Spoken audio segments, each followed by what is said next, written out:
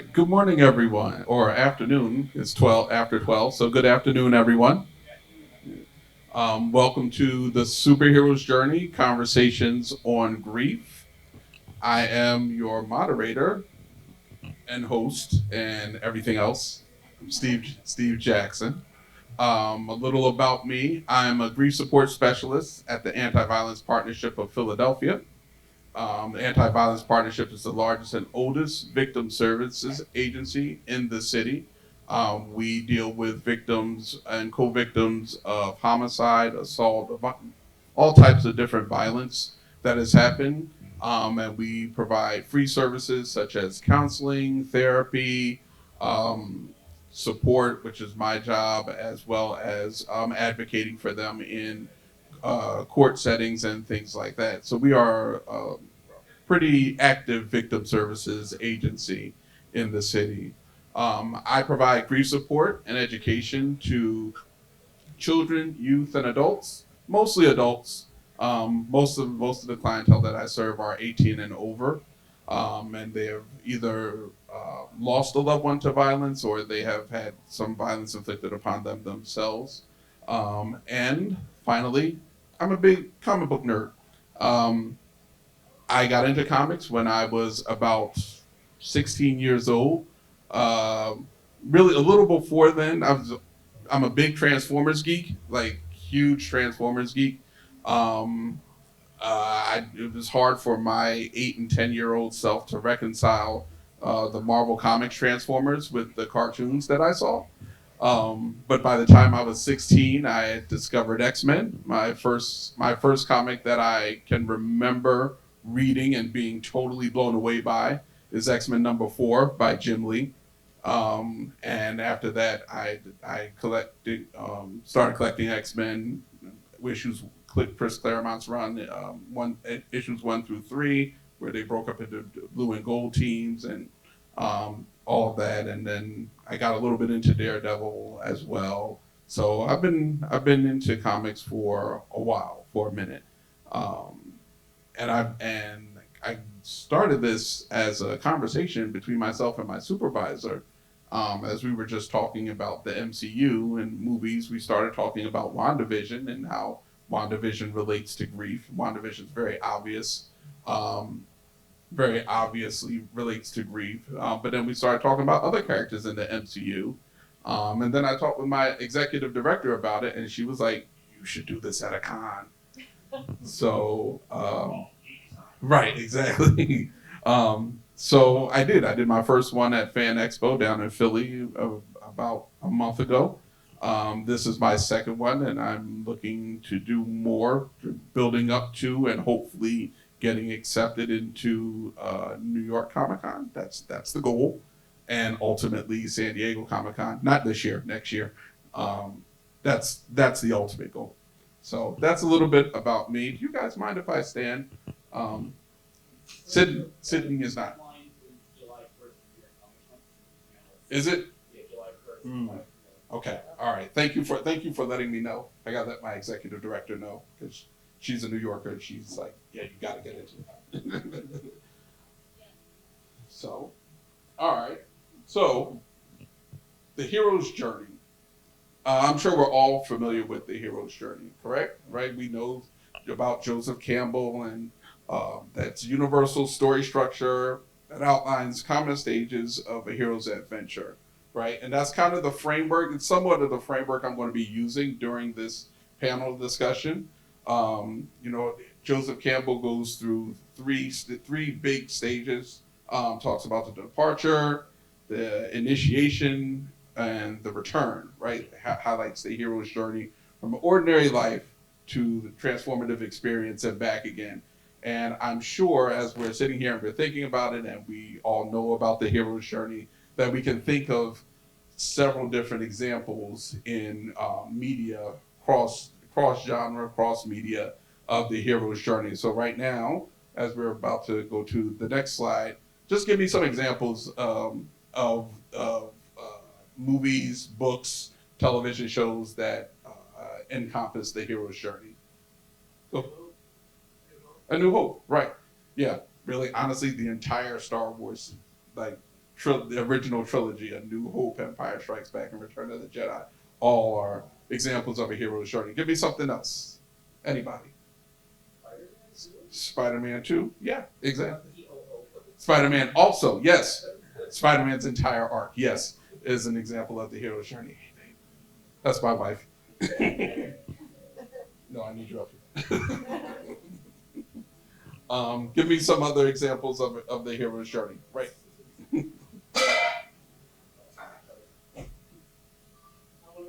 Lord of the Rings. Great example. Perfect example.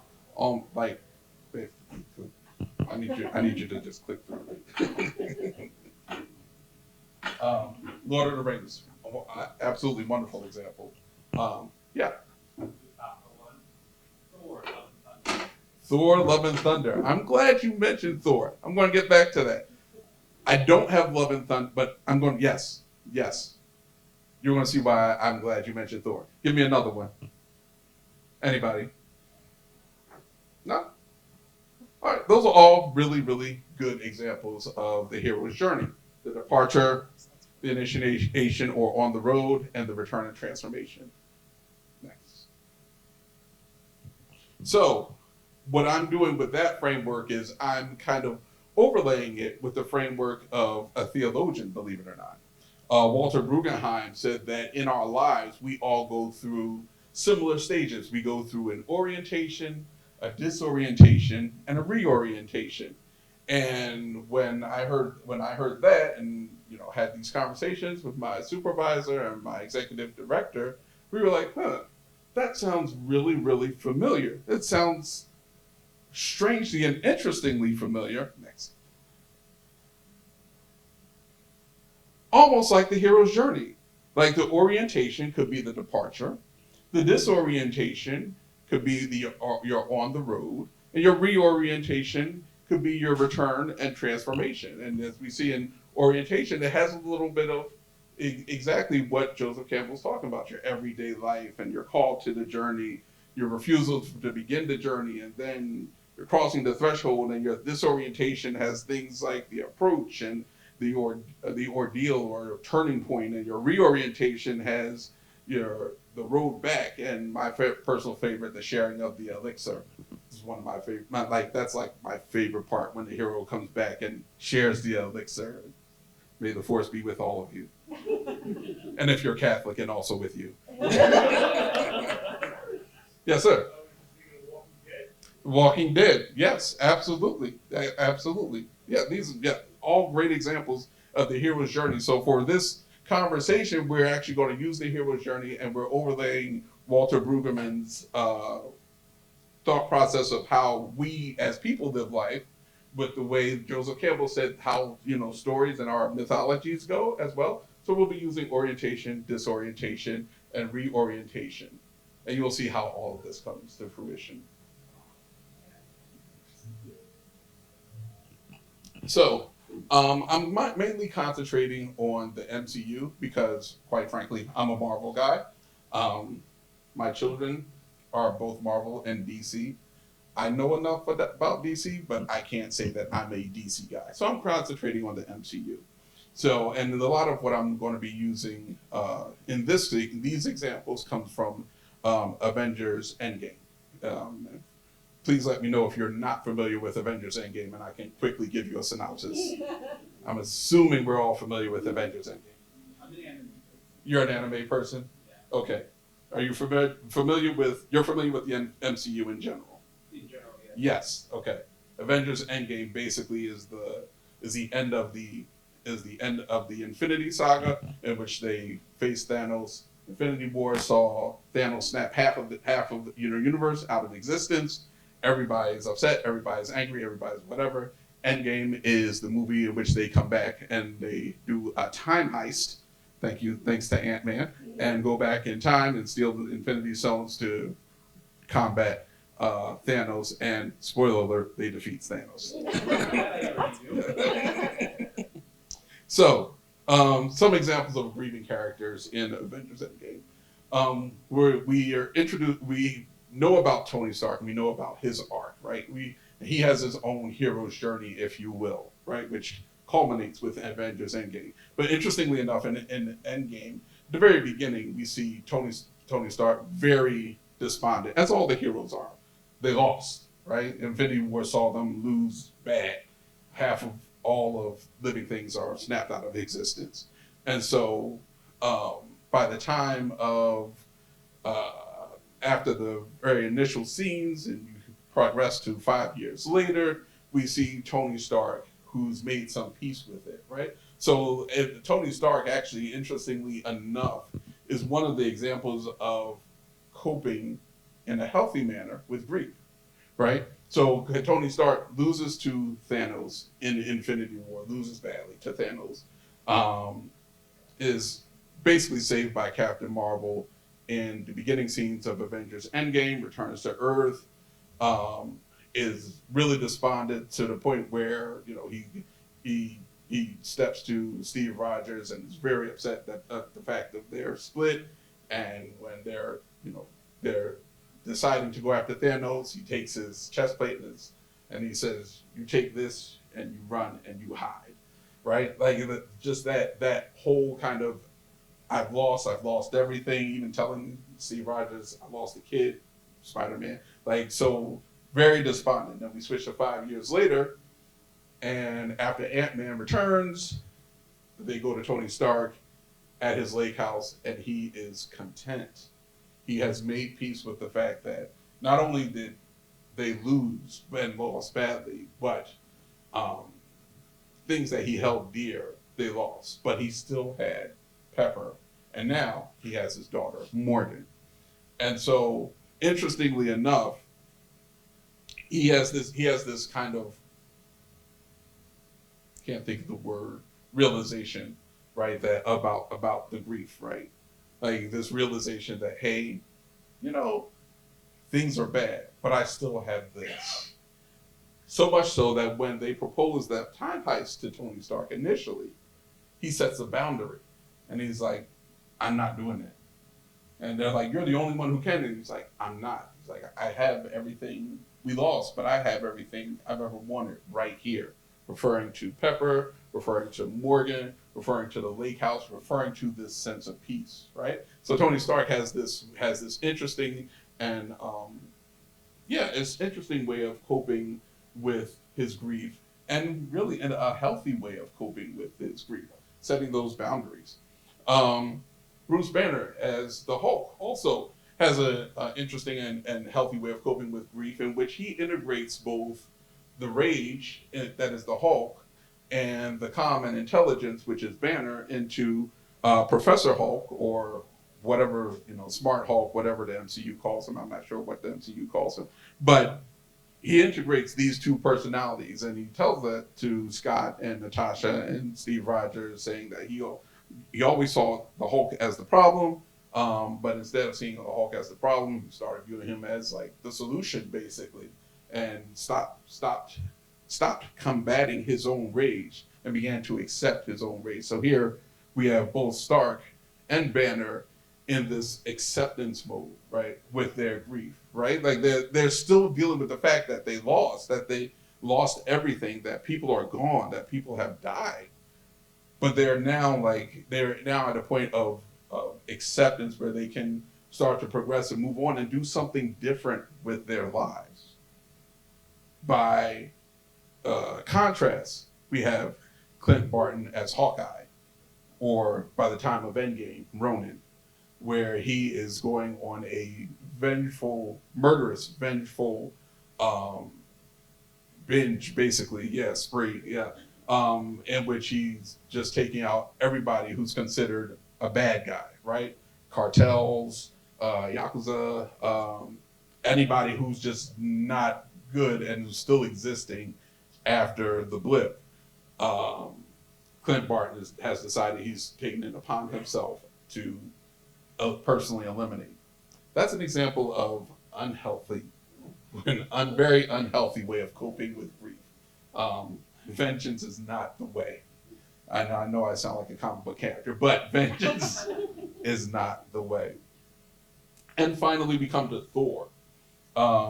And I discovered something very interesting about Thor, because Thor Thor as the mightiest Avenger, and I put it in quotes because Banner would have something to say about that. But hmm? Yes, yes. Um, Thor, we're introduced to him in Endgame as somebody who is broken, right? He's sitting in the corner, he's sulking, um, for different reasons, right? Like he had the opportunity to stop Thanos, and Thanos tells him you should have gone for the head, and because of that, now half of everything is gone, right? So Thor has this personal loss, but it's very interesting about Thor because this isn't Thor's first go round with loss. If we look at Thor's character arc, it is racked by loss. And if we actually look at Thor from the first movie all the way up to Endgame, I didn't get to Love and Thunder. That's going to be my next thing. But but we but we look at Thor going up to Endgame. His entire arc encapsulates the hero's journey. Yes, sir. You say that there any events in this movie where if you remember when he's talking with an object, and he's like explaining all of the different people that he's lost, do you say that that's him processing that trauma? It's him acknowledging that trauma, and I'll tell you. I will tell you why. In a little bit, I will tell you why I don't necessarily see that as him processing that trauma, and we'll see in a bit. All right. Hmm?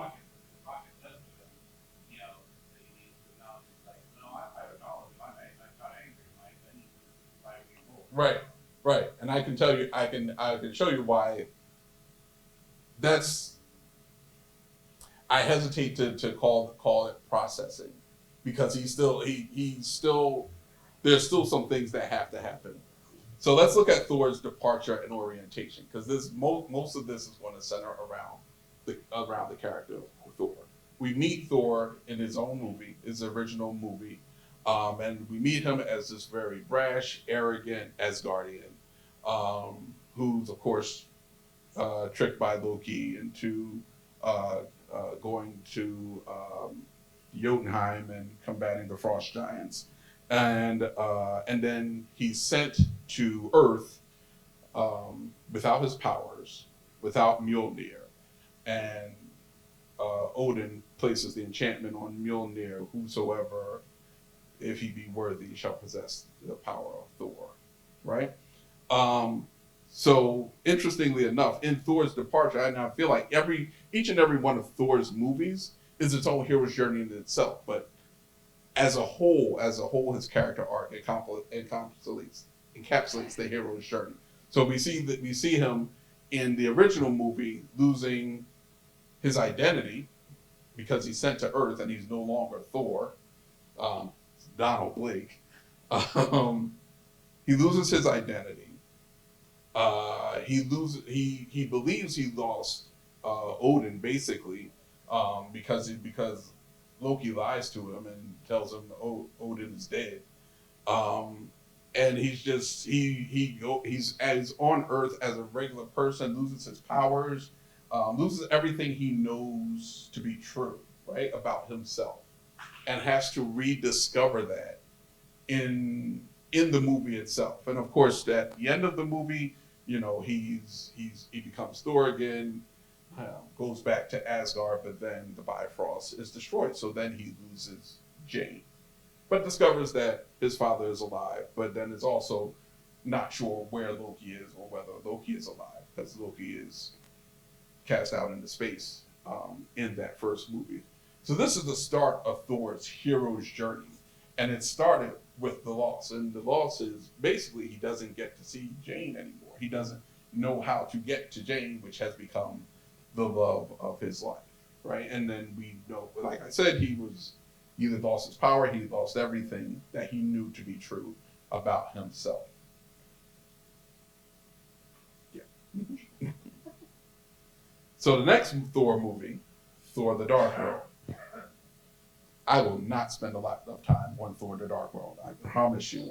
because trying to decipher Thor: The Dark World is a panel unto itself. But we do see something in Thor: The Dark World that another loss that really shakes him to his core, right? He's facing the Dark Elves because they're after the Ether or Reality Stone, which is not really a stone; it's more of a sludge.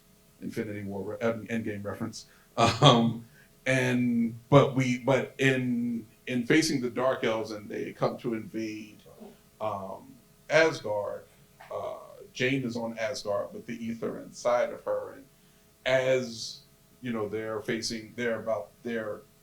trying to confront Jane, and Frigga comes up and steps to the Dark Elves.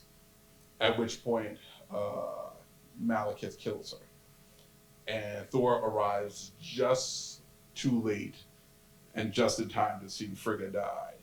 Um, and of course, tries to exact his vengeance on Malekith by burning his face with lightning. He escapes, etc., etc. But um, what he has now is the death of his mother that's on his conscience, and that is getting to like it's in him now. He's watched his mom die, and then later in the movie, he believes he witnesses Loki perish as well. So once again, Thor has lost his mom. Not well. Once again, he's lost Loki for like the second time, and he's lost his mom, like permanently lost his mom. But we do see him stay on Earth basically with Jane. Um, nice one. And then we come to Thor Ragnarok. Thor Ragnarok is an interesting movie because it's played for laughs, but we also see Thor dealing with more loss in this movie, right? In the beginning of the movie, you know, he's searching for Odin because he's realized Loki's deception, and he goes back. He goes back to Asgard and asks Loki, where'd you put Odin? And because Loki's masquerading as Odin, they go to Earth, and the nursing home that the elder facility that Loki left Odin in is being demolished, and Thor's like, he's not here. Loki's like, I left him right here. Goes through these whole things. They find Odin in Norway, and Odin is dying. Odin knows he's dying, and it's something that's difficult for Thor to accept. Right? He's already lost his parent, his mom. Right? He's thought he lost Loki twice. Um, at this point, Jane and Thor are not together. So we know in he's experienced that loss, not in terms of Jane dying, but in terms of their breakup. This was the love of Thor's life. Um, and now Odin is dying. And when Odin dies, Hela appears. And so in this movie, we see Thor having to face Hela and having to make a critical decision. Because I'm not going to go through the whole movie, but Thor has to make a critical decision by the end of the movie um, about how to stop Hela. And they come to the realization that the only way to stop Hela is to destroy Asgard. Right? So in the beginning of the movie, his father dies. He's introduced to a sister that he realizes he has to kill in order to stop. Right? His mother's already dead. He's already the love of his life. He's no longer with, and now he has to kill his sister, which he didn't even realize existed, by destroying his homeworld. So Thor is going through these losses back to back to back, if you will. And I know there's years that go by between movies, but for being like Thor, who's like 1,500 years old, 2 or 3 years is like a few days, right? So he's going through these losses back to back to back. He at the end of Ragnarok, of course, unleashes Searcher, who then brings about Ragnarok. Ragnarok winds up destroying Asgard and Hela. They escape only to now face Thanos.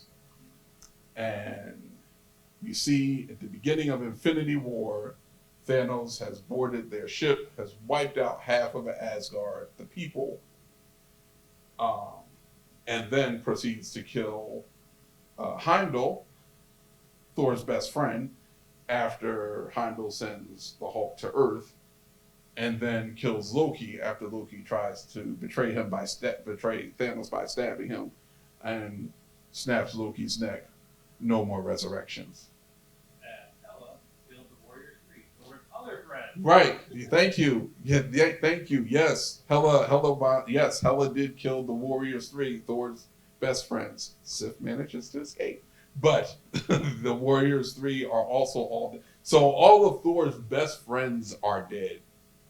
Loki is dead for real this time. Frigga is dead. Odin is dead, and as half of Asgard is gone, and then Asgard as a place no longer exists. All this happens in a period of about 7 to 8 years for Thor, right? So Thor has encompassed loss after loss after loss after loss. What I failed to mention before, this is Thor's on the road part, right? This is his on the road or disorientation. The original movie was his orientation or his departure, right? Time to be a hero. Now it's the on the road or disorientation. Oh my God, why am I a hero? Right? If I have to deal with all of this, what is the point? So yeah, Thor: The Dark World, Thor: Ragnarok are both his on the road or his disorientation, where he's trying to figure stuff out, where everything seems like it's muddled and muddy and not clear, and why am I even here? And but Thor, right, yeah. But Thor is mighty, and I have to keep going because I'm mighty, because I'm the mighty Avenger. But oh my God. Infinity War, as I said, we started with also part of the on the road disorientation part. Heimdall gone, Loki gone, and then by the end of the movie, half of all of living things are eradicated. Also, probably so. I wonder about that though, because we already eliminated half of Asgard. So do we get half of the half? Or?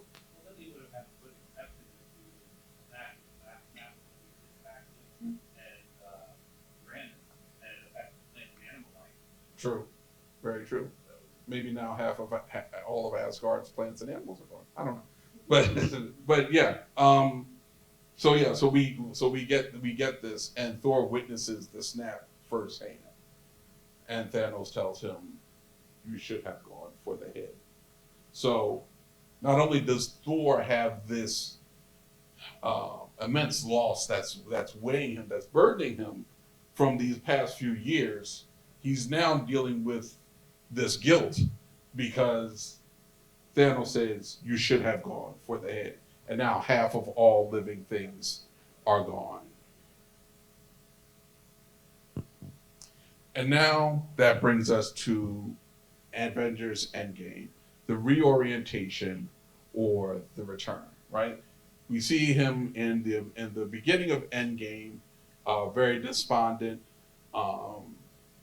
until Captain Marvel comes, and she comes with confidence, and he's like, "I like this one."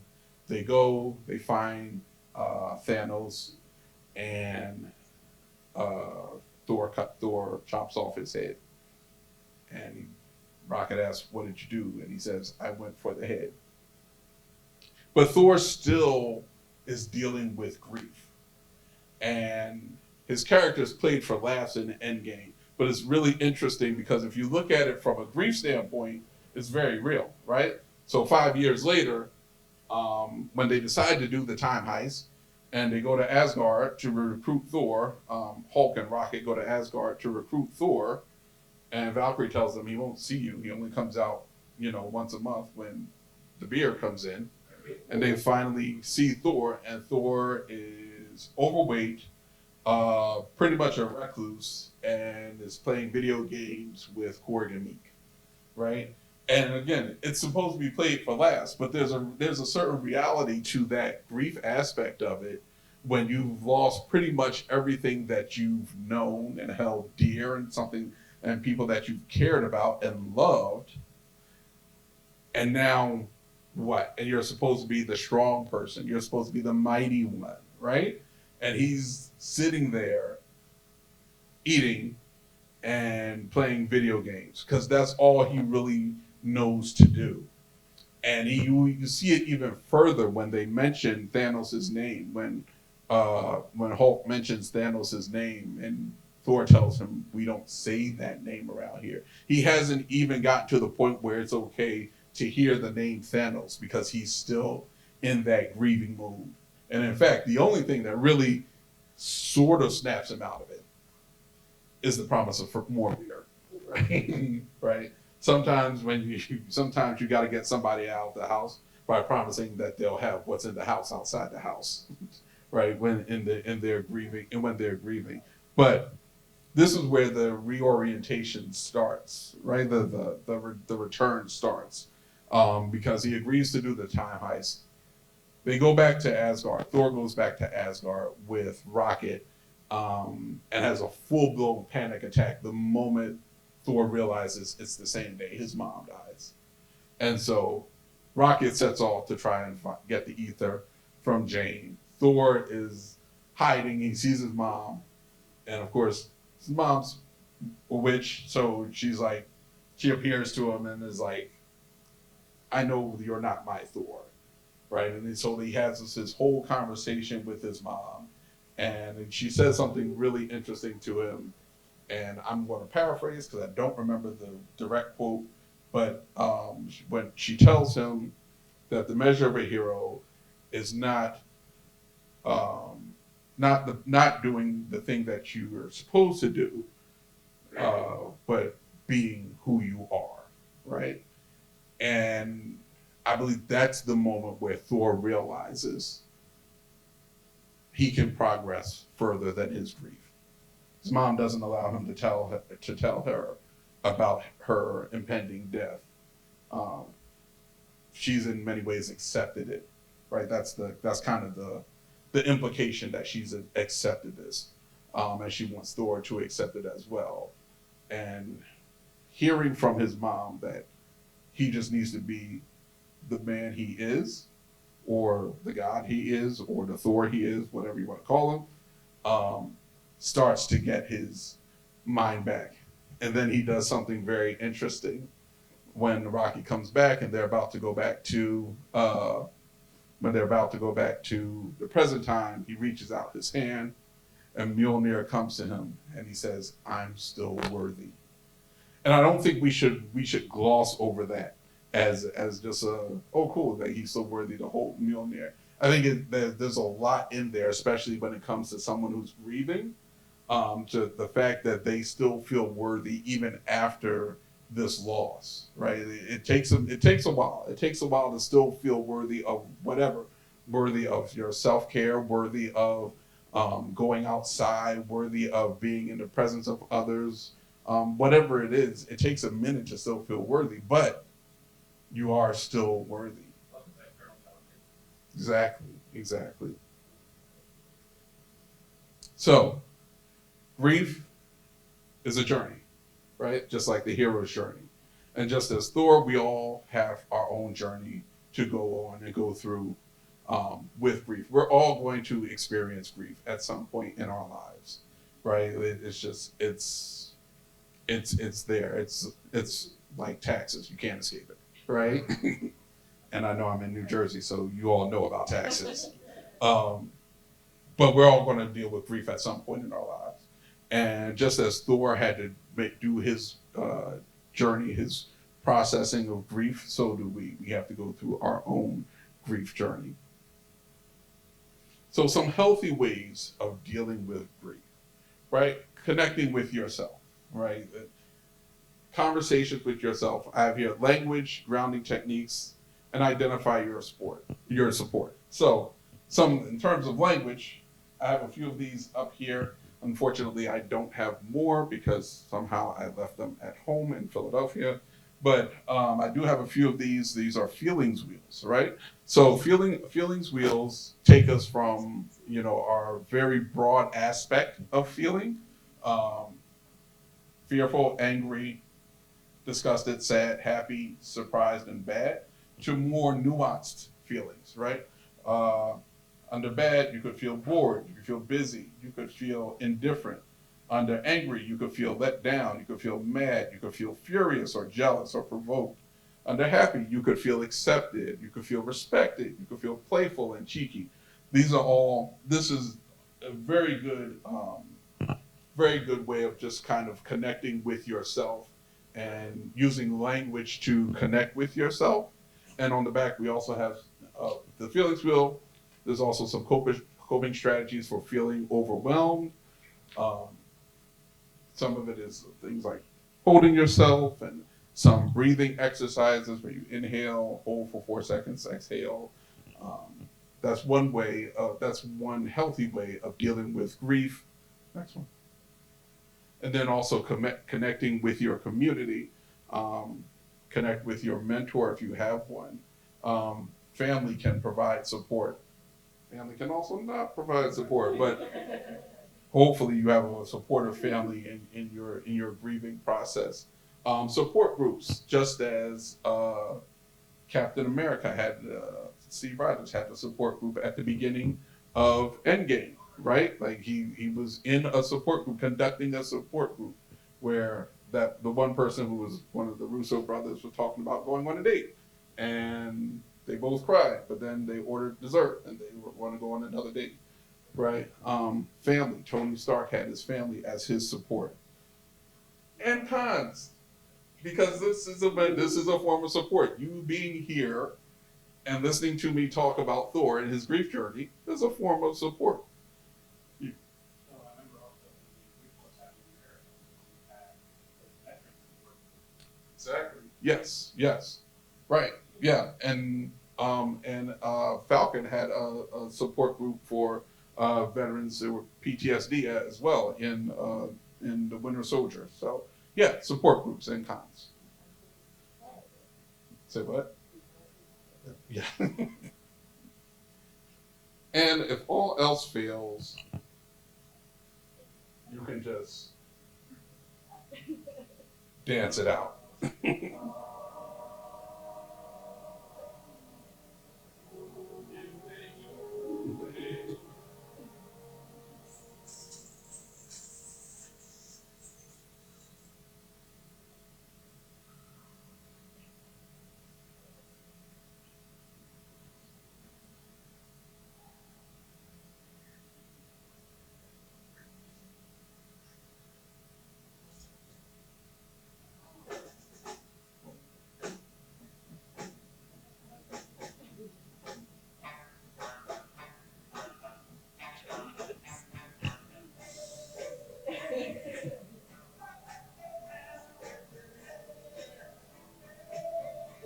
So if none of the other previous work for you, feel free to take a step from to take us take some cues from Star Lord, pick up a random alien thing and start singing into it.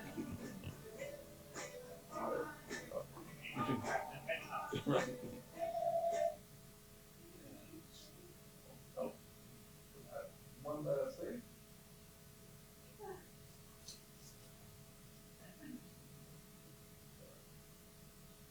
All right. So if you want to support our AVP, the Anti-Violence Project Partnership of Philadelphia, there's a QR code there. There's also a QR code on survey. Let them know how I did. They would be very interested in knowing how I did and what your thoughts are. And I'm now opening up for questions. Oh yeah, and also yes, if you're interested in more information, please feel free to just put your name, email, and number up here on the sign-up sheet. But any questions? Yeah. This is terrific, and thank you so much. Sure. How would you integrate this into your day-to-day work in Philadelphia? Are you able to like bring in some aspects when you're counseling? So interestingly enough, I have a men's group that I conduct, and so far the group only has one guy, but he's big into this. So when I tell him I'm doing this and I tell him about how what it is and like describe it to him, he gets really stoked. Like he's like, oh my God, he's like, I never thought of it like that, right? Like, and you know the goal is to do more of this and more cons, but also I'm going to start working with our youth services department to try and get this into schools as well. Any other questions? Thanks. Sure, no problem. Thank you.